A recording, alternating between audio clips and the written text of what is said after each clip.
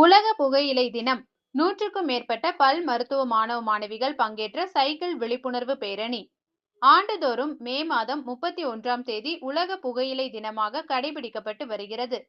இந்த நாள் குறித்த விழிப்புணர்வை பொதுமக்களிடம் ஏற்படுத்தும் வகையில் கோவை ஆவாரம்பாளையம் பகுதியில் உள்ள ஸ்ரீ ராமகிருஷ்ணா பல் மருத்துவமனை சார்பாக கோவை பந்தய சாலை பகுதியில் விழிப்புணர்வு பேரணி நடைபெற்றது.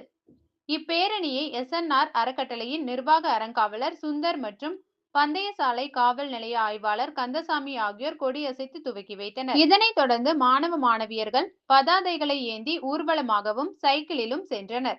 இப்பேரணியின் வாயிலாக புகையிலை பயன்பாட்டின் தீங்குகள் குறித்த முக்கிய கூறுகள் எடுத்துரைக்கப்பட்டது.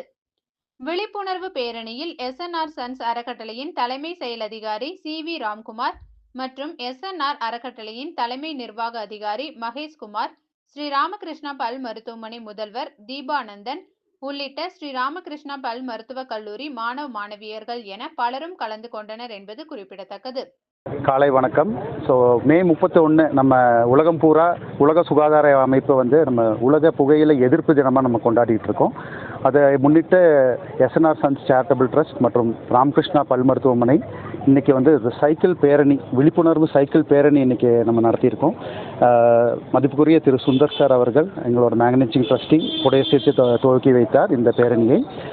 இது பார்த்திங்கன்னா உலகம் பூரா நம்ம இந்த மே 31 நம்ம இந்த கொண்டாடுறோம். எதுக்குன்னா புகையிலை எதிர்ப்பு தினம் கொண்டாடுறோம்.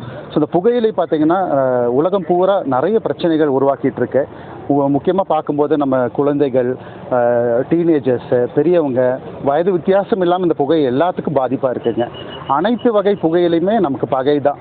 நான் நிறைய பேர் நினச்சிக்கிறாங்க நான் சிகரெட் ஸ்மோக் பண்ணுறதில்ல, பீடி ஸ்மோக் பண்ணுறதில்ல, எனக்கு எந்த பிரச்சனையும் இல்லை, நான் புகையிலை தான் யூஸ் பண்ணுறேன், புகையில தானே எல்லாமே இருக்குது, புகை இல்லாமல் யூஸ் பண்ணால் அந்த ப்ராப்ளம் இல்லையான்னு நினைக்கிறாங்க.